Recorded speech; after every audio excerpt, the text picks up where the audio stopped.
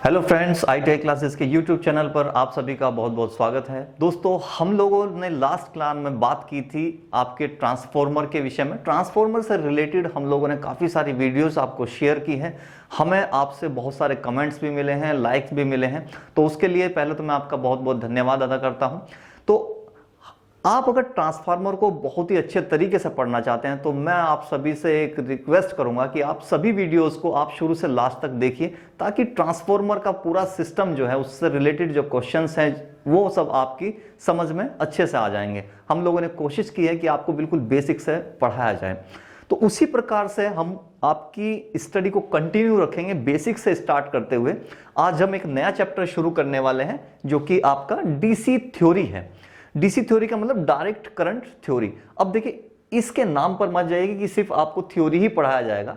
Theory से संबंधित जितने भी लॉ हैं और लॉ से संबंधित जितने भी आपके क्वेश्चंस अभी तक पूछे गए हैं, उनके विषय में हम यहाँ पे विस्तार से चर्चा करेंगे। तो चलिए शुरू करते हैं चैप्टर को।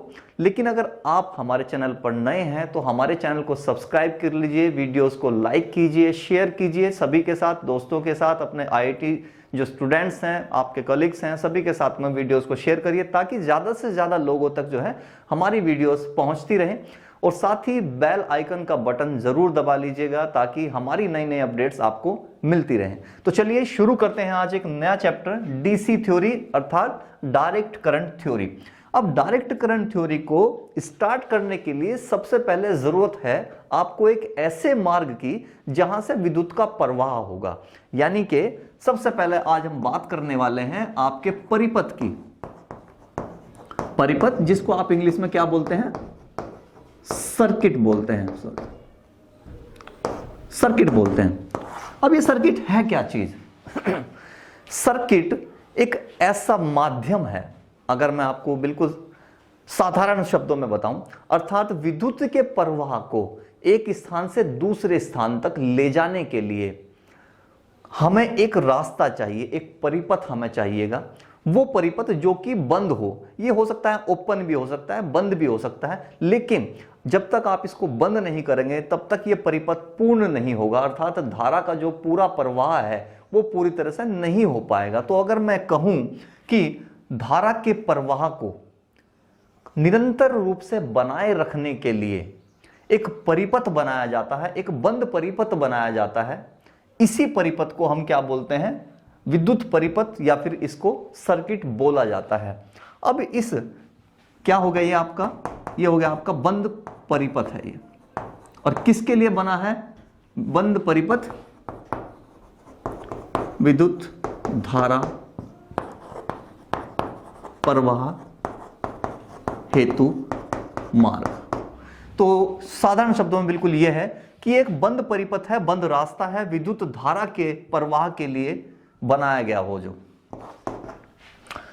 अब देखते हैं कि परिपथ तो बनाया, लेकिन इस परिपथ के अंदर कुछ कंपोनेंट्स मुझे चाहिए, कोई ना कोई पार्ट्स की जरूरत पड़ेगी, तब जाकर के कहीं ये जो आपका एक चक्र है, जो परिपथ है, वो पूर्ण होगा। देखिए, इसको आप बिल्कुल अपने घरों से शुरू करते हैं। घरों में आप एग्जांपल के थ्रू समझ सकते हैं। जैसे कि अगर आपको एक ट्यूबलाइट आपको अपने रूम का जलाना है, तो उसके लिए मुझे किन किन वस्तुओं की जरूरत होगी, कौन कौन सी चीजें मुझे चाहिएंगी, वो ही एक सर्किट की जरूरतें होती हैं।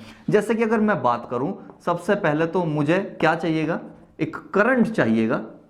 करंट के साथ साथ मुझे फिर क्या चाहिएगा? एक करंट के साथ एक फ्यूज मुझे चाहिएगा। तो अगर मैं यहां पे कुछ इस तरीके से लगा देता हूं, ये एक फ्यूज हो गया मेरा। तो फ्यूज हो गया। फ्यूज के बाद में मुझे क्या चाहिएगा? फ्यूज के बाद में मुझे चाहिए एक क्या? ऑन ऑफ करने के लिए एक बटन। ये ऑन ऑफ करने का बटन हो गया आपका। और बटन के साथ ही फिर मुझे चाहिएगा क्या? यानी कि एक बल्ब। एक बल्ब भी मुझे लगाना पड़ेगा, तो एक बल्ब को भी इसके साथ में अटैच कर देते हैं यहां पे।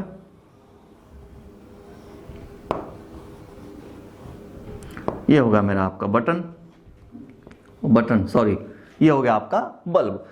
तो अब मुझे इस पूरे के पूरे सर्किट को बनाने के लिए किन किन कंपोनेंट्स की जरूरत पड़ी वो देखिए।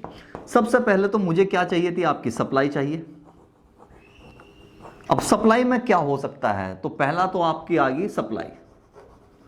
सप्लाई में मैं आपको कह सकता हूं कि बैटरी भी लगा सकता हूं, बैटरी भी लगाई जा सकती है। या हो सकता है कि मैं इसके अंदर क्या दूं, धारा का प्रवाह करने के लिए कोई ना कोई सोर्स जोड़ दूं। तो दूसरा आप यहां पे सोर्स भी लिख सकते हैं। अब ये सोर्स घरों में कैसा होता है, आपकी इलेक्ट्रिसिटी होती है, वो हो गया। दूसरा आपका जो कंपोनेंट्स हो गया वो क्या हो गया, फ्यूज हो गया। ये आ गया आपका फ्यूज। और फ्यूज तो आपने देखा ही है, घरों में जब आप इलेक्ट्रिसिटी के बोर्ड बनाते हैं उनके अंदर एक फ्यूज बनाया जाता है। वो फ्यूज इसीलिए होता है ताकि उस बोर्ड से जुड़े हुए जितने भी आपके स्विच हैं और उन स्विच का जो कनेक्शन है कहीं ना कहीं बल्ब में, ट्यूब में, नाइट बल्ब में कहीं ना कहीं होता है, ताकि उन सभी के अंदर की पावर सप्लाई को क्या कर दिया जाए, रोक दिया जाए। इसीलिए फेज बनाया जाता है। तो इसीलिए फ्यूज बनाया जाता है। तो ये हो गया आपका फ्यूज दूसरा। तीसरा कंपोनेंट आपका हो जाता है ये स्विच। स्विच जो कि आपके बोर्ड में लगा होता है, तो वो हो गया आपका स्विच। फोर्थ आपका ये बल्ब यानी कि आपका लोड हो गया। अब ये लोड तो कुछ भी हो सकता है ट्यूबलाइट हो, नाइट बल्ब हो, इसके अलावा फैन हो सकता है, ये हो सकता है। और सबसे ज्यादा जरूरी, इस परिपथ को पूरा करने के लिए मुझे एक कंडक्टर भी तो चाहिए भाई। एक कंडक्टर जब तक नहीं होगा, अर्थात एक चालक नहीं होगा, तब तक इन सबको कनेक्ट कैसे करेंगे। तो पांचवा हो गया आपका क्या, कंडक्टर अर्थात चालक जिसको आप बोलते हैं। और चालक होगा कौन, या तो केबल होगा या फिर आपका तार होगा। जैसे सप्लाई हो गया, सप्लाई में बैटरी लगा सकते हैं, जनरेटर आप लगा सकते हैं, इन्वर्टर आप लगा सकते हैं। सप्लाई हो गया, फ्यूज हो गया, इसके पूरे परिपथ को यानी कि इसके करंट के फ्लो को खत्म करना है पूरे को, तो फ्यूज हो गया आपके पास। उसके बाद स्विच हो गया, ऑन ऑफ करने के लिए आपके पास स्विच हो गया। लोड हो गया आपका, बल्ब हो गया या ट्यूब हो गया। इसके अलावा ये बहुत सारी चीजें हो सकती हैं जिसको ऐसे इलेक्ट्रॉनिक डिवाइसेस जिनको आप चलाना चाहते हैं। और आपका पांचवा यानी कि कंडक्टर अर्थात चालक, एक ऐसा चालक जो कि इन सबको कनेक्ट करेगा, वो केबल या तार हो सकता है।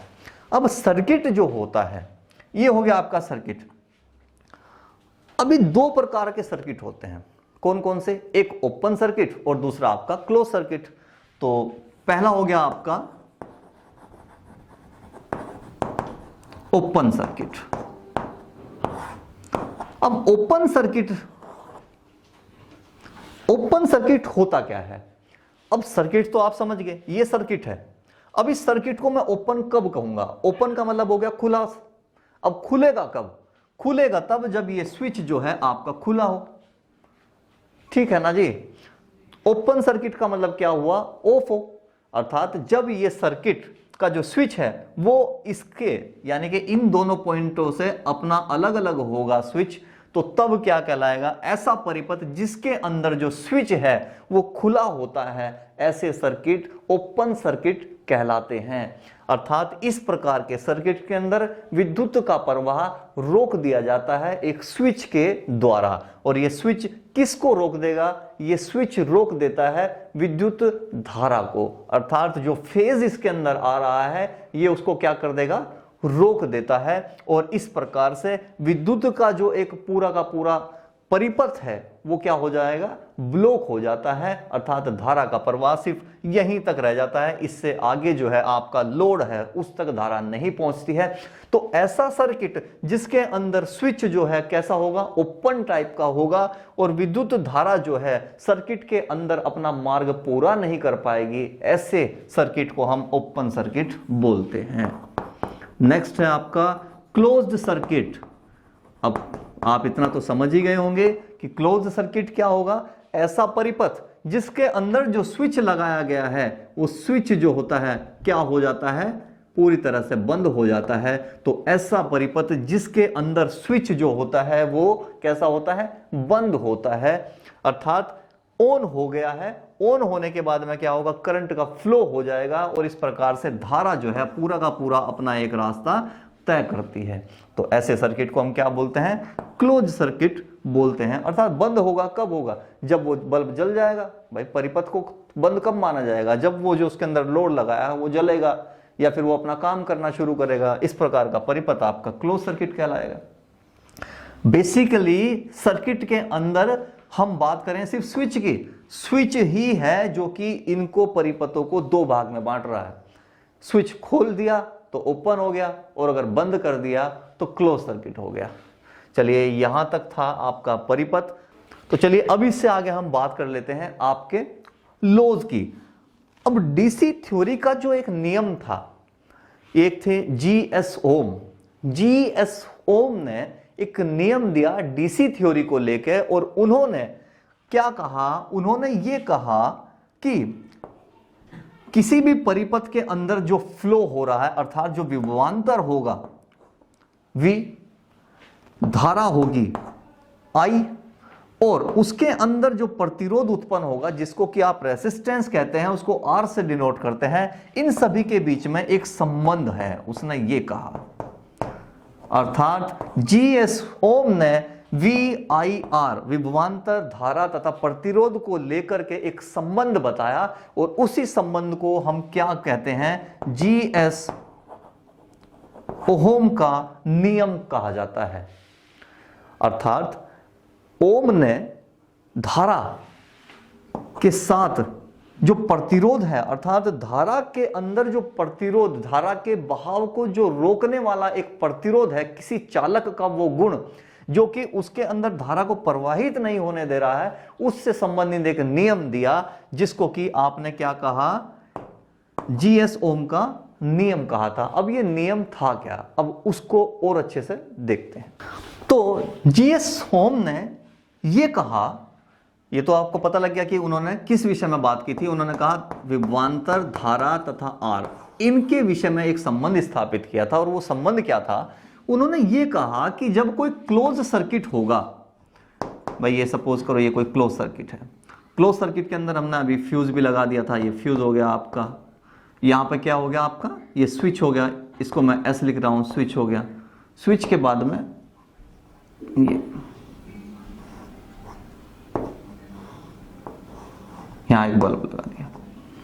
तो उन्होंने ये कहा कि एक क्लोज सर्किट के अंदर जो परिपथ बना है उसके अंदर क्या होता है, उसके अंदर जो विभवांतर होगा अर्थात V होगा, कि इस क्लोज सर्किट के सिरों पर जो विभवांतर होगा वो इस परिपथ के अंदर बहने वाली धारा के अनुक्रमानुपाती होता है।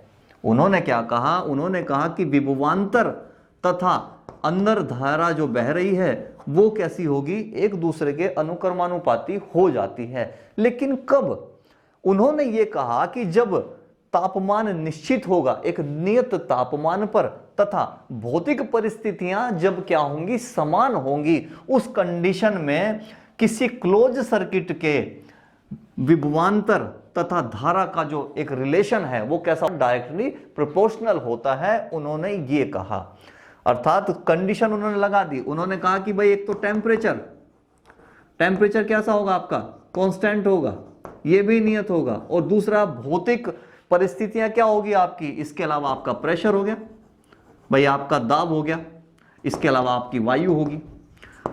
तो जब टेम्परेचर, प्रेशर और एयर यानी कि भौतिक परिस्थितियां जब कैसी होंगी, समान होती हैं, वो बदलती नहीं हैं, जब निश्चित होती हैं, तो उस कंडीशन में किसी परिपथ के विभवांतर तथा उस परिपथ में बहने वाली धारा के बीच में एक रिलेशन होता है जो कि कैसा होता है, डायरेक्टली प्रोपोर्शनल होता है, अर्थात अनुक्रमानुपाती होता है। जैसे जैसे विभवांतर बढ़ता जाएगा वैसे वैसे ही धारा का फ्लो भी बढ़ता जाएगा, धारा का मान भी बढ़ता चला जाएगा, उन्होंने ये कहा।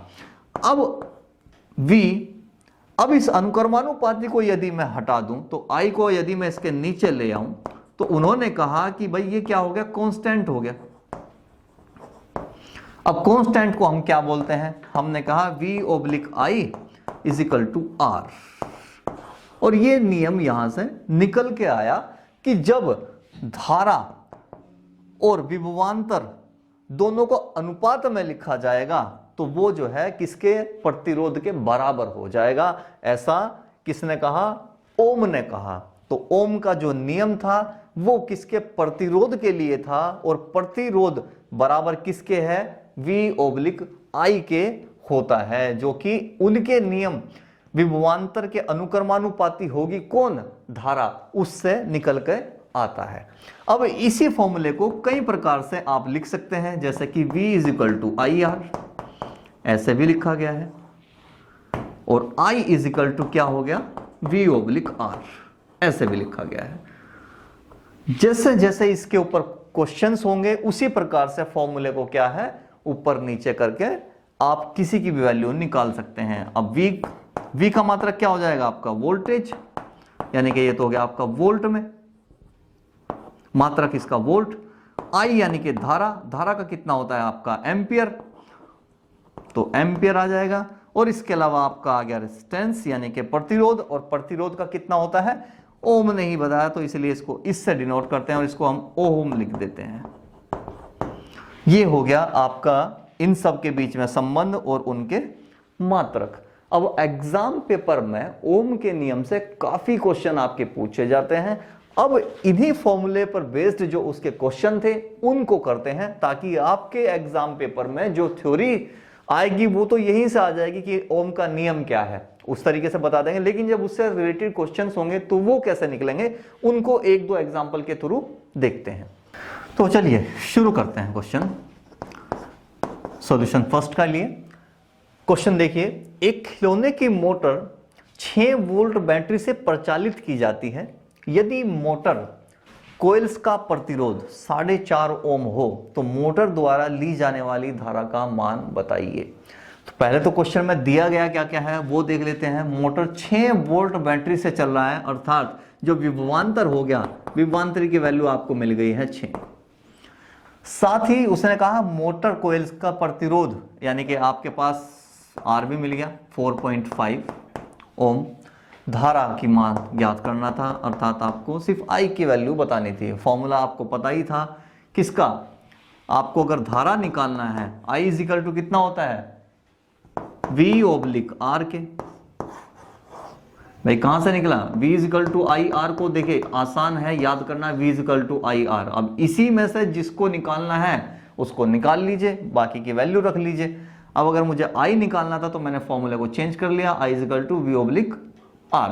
V कितना दिया है आपके पास 6 दिया है, R कितना दिया है 4.5 दिया है।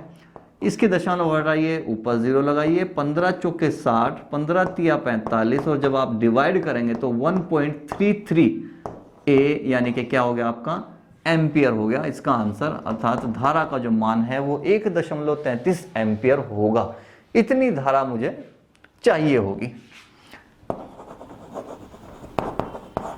नेक्स्ट क्वेश्चन देखते हैं।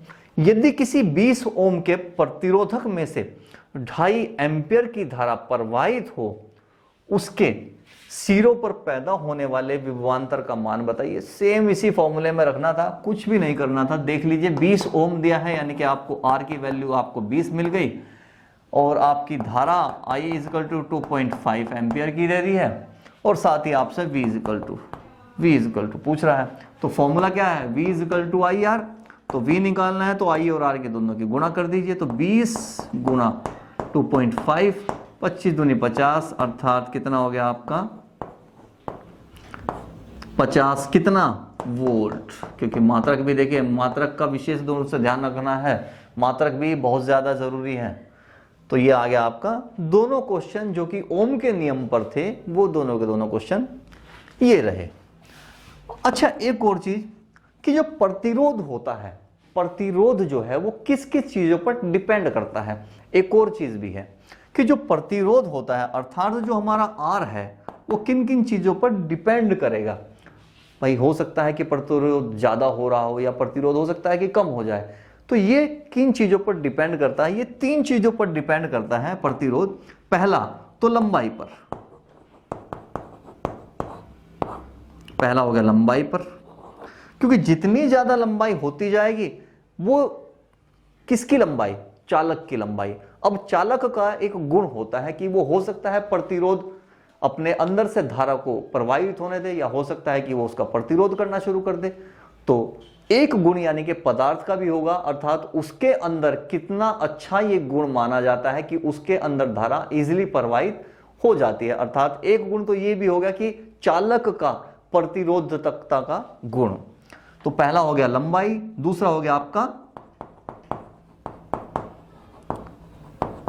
प्रतिरोधकता। अब उसकी प्रतिरोधकता जितनी ज्यादा हो जाएगी उसके अंदर धारा का प्रवाह उतना ही कम हो जाएगा, ये भी बात बिल्कुल कर। लंबाई को हमने L से डिनोट किया, प्रतिरोधकता को हमने रो दिखा दिया। और तीसरी चीज, एक और चीज भी है जिस पर के आपका ये निर्भर करता है, वो होता है आपका एरिया। जो चालक आपने लिया है, अर्थात जो आप वायरिंग उसके अंदर कर रहे हैं, उसका एक कटाक्ष क्षेत्रफल जो होता है उस पर भी निर्भर करता है। अब इसको क्या कहेंगे आप? क्षेत्रफल। एक कटाक्ष क्षेत्रफल, इसको हम ए से लिख देते हैं। तो इन तीनों चीजों पर भी क्या है, आपका जो ये है, आपका जो प्रतिरोध है वो जो है क्या करता है, निर्भर करता है। इसीलिए एक फॉर्मूला प्रतिरोध का बनाया गया, प्रतिरोध बराबर होता है किसके, रो इनटू किसके, एल के, और ओब्लिक किसके, एरिया के। ये भी एक फॉर्मूला बनाया गया है प्रतिरोध के लिए कि प्रतिरोध किन किन चीजों पर निर्भर करेगा। पहला रो जो कि आपकी प्रतिरोधकता है, प्रतिरोधकता जितनी ज्यादा हो जाएगी चालक की उतना ही ज्यादा उसका प्रतिरोध बढ़ जाएगा। या फिर चालक की लंबाई जितनी ज्यादा होगी उसके अंदर क्या है, प्रतिरोध उतना ही ज्यादा होगा। लेकिन यहां जो है आपका एरिया, जैसे जैसे एरिया बढ़ता जाएगा प्रतिरोध क्या है आपका कम होता चला जाता है, क्योंकि ये एरिया कौन सा है आपका, कटाक्ष क्षेत्रफल होता है, अर्थात वो वाला पॉइंट होता है जिसके अंदर प्रतिरोध जो है वो विद्यमान होता है। तो अभी हम बात कर रहे थे प्रतिरोध, यानी कि प्रतिरोध जो है किन किन चीजों पर निर्भर करता है, किन किन चीजों पर डिपेंड करता है, उसके बारे में हमने बता दिया था कि प्रतिरोध बराबर होता है किसके, rho into L oblique A, अर्थात प्रतिरोधकता, और ये एल उसकी लंबाई हो गई चालक की, और ए क्या हो गया, उसका कटाक्ष क्षेत्रफल हो गया। तो यदि मैं यहां से, अब देखिए ये जो प्रतिरोधकता होती है, प्रतिरोधकता को हम एक दूसरे नाम से भी जानते हैं, इसको बोलते हैं हम विशिष्ट प्रतिरोध। तो ये भी आपसे जो है पूछा जाता है कि विशिष्ट प्रतिरोध क्या होता है, या विशिष्ट प्रतिरोध से संबंधित क्वेश्चन भी आपसे पूछे जाते हैं। यदि मैं इसको यहां से निकालूं, अगर खाली मुझे विशिष्ट प्रतिरोध निकालना हो तो मैं क्या कहूंगा, रो इज इक्वल टू कितना, आर इंटू ए और ऑब्लिक क्या, एल। ये मैं कैपिटल से दिखा रहा हूं एल, क्योंकि क्या है रो और स्मॉल एल दोनों सेम दिखाई देते हैं, इसलिए मैंने इसको कैपिटल में लिखा है। तो रो क्या हो गया आपके पास में, यानी कि विशिष्ट प्रतिरोध हो गया, आर मतलब क्या हो गया, उसका प्रतिरोध हो गया, इंटू ए क्या हो गया, कटाक्ष क्षेत्रफल हो गया, और एल क्या हो गया, उस कटाक्ष क्षेत्रफल वाला जो आपने पदार्थ लिया है, जो चालक लिया है, उसकी क्या हो गई, लंबाई हो गई। अब हम इसको यहां इस तरह से समझते हैं, सपोज कीजिए ये मेरे पास कोई वायर है, ये वायर एक मेरे पास है जिसके द्वारा जो है एक सर्किट बनाया गया है। अब इसकी एक लंबाई है एल, अगर मैं इसको 1 सेंटीमीटर कहूं तो कोई दिक्कत नहीं, तो मैंने इसकी एक लंबाई ले ली, अर्थात 1 सेंटीमीटर ले लिया। ये जो मेरे पास इसका क्षेत्रफल, ये जो कटाक्ष क्षेत्रफल है, ये कटाक्ष क्षेत्रफल भी अगर मैं कहूं कि 1 सेंटीमीटर की स्क्वायर है, क्योंकि देखिए क्षेत्रफल होता है किसमें, वर्ग तो होगा ही, क्योंकि भुजा गुणा भुजा भी अगर आप करते हैं तो क्या होगा, सेंटीमीटर इंटू सेंटीमीटर अर्थात सेंटीमीटर का स्क्वायर। तो ये खाली लंबाई है, इसीलिए ये हो गई 1 सेंटीमीटर। और जो कटाक्ष क्षेत्रफल मैंने लिया है, जो ए मैंने लिया है, ये कितना हो गया मेरे पास में, 1 सेंटीमीटर की स्क्वायर। अब इसको डेफिनेशन से समझते हैं, कैसे समझेंगे, जब 1 सेंटीमीटर की लंबाई वाला तथा 1 सेंटीमीटर की स्क्वायर कटाक्ष क्षेत्रफल वाला कोई चालक लिया जाता है, तो उसके अंदर जितना प्रतिरोध उत्पन्न होता है वो उसका विशिष्ट प्रतिरोध कहलाता है। ये हो गई इसकी डेफिनेशन। एक बार फिर देख लेते हैं, जब 1 सेंटीमीटर की लंबाई का कोई चालक लिया जाए तथा उसके एक कटाक्ष क्षेत्रफल यानी कि 1 सेंटीमीटर की स्क्वायर क्षेत्रफल के अंदर जितना प्रतिरोध उत्पन्न होगा वो उसका विशिष्ट प्रतिरोध कहलाता है। देखिए है तो ये प्रतिरोधी, लेकिन क्या है, स्पेसिफिक है, अर्थात विशिष्ट है, खास है। खास क्यों है, क्योंकि ये सिर्फ एक एरिया की बात की है, पूरी की पूरे आपके वायर की या चालक की पूरी बात ही नहीं कर रहा है। इसने कहा कि जो कटाक्ष क्षेत्रफल होगा उसके अंदर जितना प्रतिरोध होगा, लेकिन लंबाई कितनी L लेनी पड़ेगी, यानी कि 1 सेंटीमीटर अगर मैं मान रहा हूं, तो अगर L लंबाई का कोई चालक है, उसका एक कटाक्ष क्षेत्रफल A है, तो उसके अंदर जितना प्रतिरोध उत्पन्न हो जाएगा वो आपका विशिष्ट प्रतिरोध कहलाता है। इसको आप रो से डिनोट करते हैं। अगर मैं मात्रक की बात करूं तो रो का मात्रक कितना हो जाएगा, देखिए क्या है ये R का प्रतिरोध, यानी कि प्रतिरोध का मात्रक कितना होता है, ओम इंटू ए, एरिया हो गया यानी कि कितना हो गया सेंटीमीटर की स्क्वायर, ऑब्लिक लंबाई कितनी होती है वो सेंटीमीटर में होती है, तो सेंटीमीटर से 1 सेंटीमीटर कट गया तो क्या बचा ओम सेंटीमीटर। तो रो का जो मात्रक होता है वो कोता होगा आपका ओम सेंटीमीटर, ये इसका मात्रक हो जाएगा।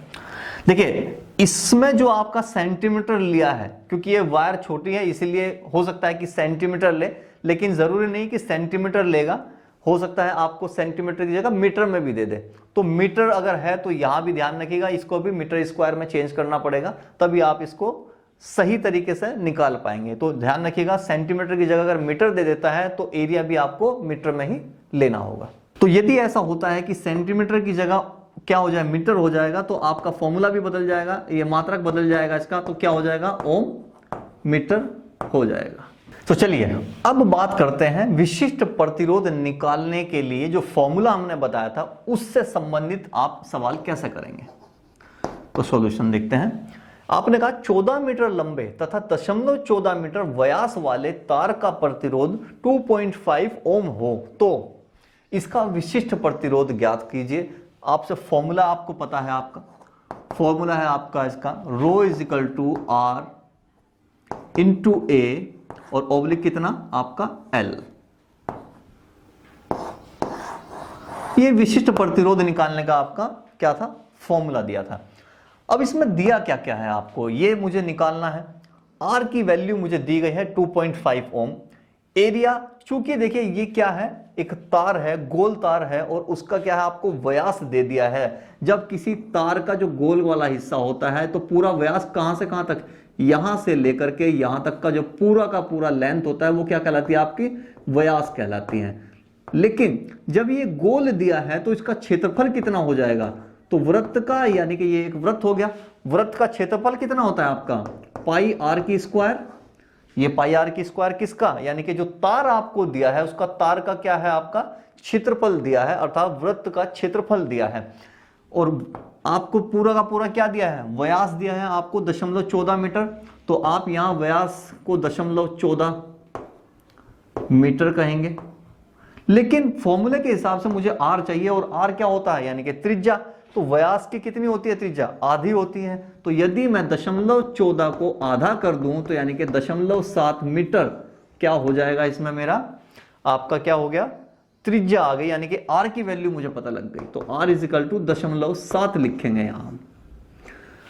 अब चलते हैं वापस अपने फॉर्मूले की ओर। आर की वैल्यू आपको दी है 2.5 दे रखी है। एरिया निकालना है यानी कि पाई आर की स्क्वायर आपको निकालना है, पाई आर की स्क्वायर और बटे लंबाई आपको दी गई है 14 मीटर। एक चीज का ध्यान रखिएगा, देखिए यहां जो वैल्यू आपको दी है वो सब की सब MKS पद्धति के हिसाब से दी है, अर्थात ये भी मीटर में दिया है और ये भी मीटर में दिया है। अगर ये आपको मीटर में एक कोई भी मीटर और सेंटीमीटर दिए होते तो फिर हमें या तो उनको मीटर में चेंज करना होगा सभी को और या फिर उन सबको सेंटीमीटर में चेंज करना पड़ता, लेकिन दोनों ही चीजें मीटर में दी थी इसलिए आसान हो गया आपके लिए। तो अब यहां से हो गया 2.5 इंटू पाई की वैल्यू कितनी होती है आपकी 22/7 और गुणा आर की स्क्वायर, यानी कि आर आपने निकाल लिया 0.7 गुणा 0.7 और पूरे के बटे कितना हो गया जी, ये आ गया आपका 14। अब ये जो 7 है ये तो नीचे है, तो जाहिर सी बात है कि इसको मैं क्या करूंगा यहीं के यहीं क्या कर देता हूं नीचे कर देता हूं। ये तो ऐसा कर लीजिए या एक और चीज कर सकते थे आप, यहां से इसकी वैल्यू को काट देते, जो बचता उसको आप गुणा कर लेते। तो चूंकि ये 22/7 था तो 7 को मैं नीचे ले आया और बाकी सबको ऊपर रखा। अब क्या है, अब इसको काट के देखिए, जितनी वैल्यू कटती है काट दीजिए। इसकी दशमलव हटाइए, इसकी हटाइए, तो अगर मैं दशमलव हटाऊंगा तो नीचे 100 से गुणा भी करूंगा। 7 से आप इसका 7 काट दीजिए, 7 से 14 को काट दीजिए, 7 दूनी 14, 2 से इसको काटिए, कितना 11 बार कट जाएगा आपका। और 25 अगर मैं इसकी एक दशमलव हटा दूं तो यहां 0 लगा दूंगा, 40 आ जाएगा।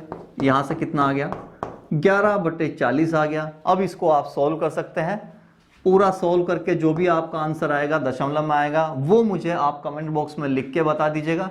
मात्रक कितना हो जाएगा, मात्रक का विशेष तौर से ध्यान रखिएगा, क्योंकि मात्रक के विषय में सिर्फ आपसे जो है क्वेश्चन पूछ लेगा कि विशिष्ट प्रतिरोध का मात्रक क्या होता है। कई प्रकार से आपको मात्रक को घुमा फिरा के दे देगा, लास्ट में आपसे मात्रक पूछ लेगा। तो मात्रक आप जानते हैं कितना होगा इसका, ओम। अब ये सेंटीमीटर में नहीं है, मीटर में है, तो क्या हो जाएगा मात्रक, ओम मीटर हो जाएगा। या तो आपको क्वेश्चन में या तो इतना ही दे दिया हो, या फिर क्या किया गया होगा, हो सकता है कि इसको काट के दशमलव में करके आपको मात्रक दे दी, आपको वैल्यू दे दी गई हो, तो ऐसा भी हो सकता है। तो जो भी आपका आंसर होगा उसे मुझे कमेंट बॉक्स में लिख के जरूर बताइएगा। चलिए, ये हो गया आपका विशिष्ट प्रतिरोध। अब हम बात कर लेते हैं चालकता के विषय में। चालकता को इंग्लिश में आप बोलते हैं कंडक्टिविटी, चालकता। ये है आपका नेक्स्ट टॉपिक। चालकता को हम इंग्लिश में बोलते हैं कंडक्टिविटी। कंडक्टिविटी या कंडक्टेंस भी हम इसको बोल देते हैं। तो कंडक्टिविटी होती क्या है, देखिए, जिस प्रकार से किसी चालक के अंदर जब विद्युत धारा का प्रवाह होता है, जब किसी तार के अंदर आपने विद्युत धारा का प्रवाह किया, तो उस तार का एक गुण था, अर्थात वो क्या करता था, धारा का विपरीत करता था, यानी कि धारा का क्या करेगा, प्रतिरोध करेगा, विरोध करना शुरू कर देगा कि इसके अंदर इतनी धारा ना बहाई जाए। तो जिस प्रकार से चालक के अंदर प्रतिरोध का गुण होता है, उसी प्रकार से उसके अंदर एक गुण और भी होता है। कौन सा गुण, विद्युत धारा को आसानी से यानी कि सुगमता से क्या करना, प्रवाहित करने का गुण। अर्थात किसी चालक का वो गुण जिसके कारण विद्युत धारा उस चालक के अंदर या उस तार के अंदर जो है आसानी से फ्लो होने लगती है, वो गुण उसका क्या कहलाता है, कंडक्टिविटी, अर्थात उसकी चालकता कहलाता है। तो यदि मैं ये कह दूं कि क्या ये प्रतिरोध का बिल्कुल उल्टा है, तो बिल्कुल सही बात है, प्रतिरोध का बिल्कुल उल्टा गुण है। तो अगर मैं कंडक्टिविटी की बात करूं तो मैं इसको किससे डिनोट करता हूं, तो मैं इसको G से डिनोट करता हूं, और इसका जो मात्रक है वो मात्रक इसका क्या है, आपका साइमन होगा, जिसको मैं S से डिनोट करता हूं। तो अगर मैं ये कहूं कि G इज इक्वल टू कितना 1/R, तो क्या गलत है, ये हो गया आपका क्या, कंडक्टिविटी, अर्थात चालकता जो है प्रतिरोध की क्या होगी, विपरीत होती है, अर्थात व्युत्क्रमानुपाती होती है। चलिए, इसको चैप्टर को और आगे करेंगे, इससे संबंधित जो क्वेश्चन है उनको नेक्स्ट क्लास में करने की कोशिश करेंगे। तब तक के लिए थैंक यू।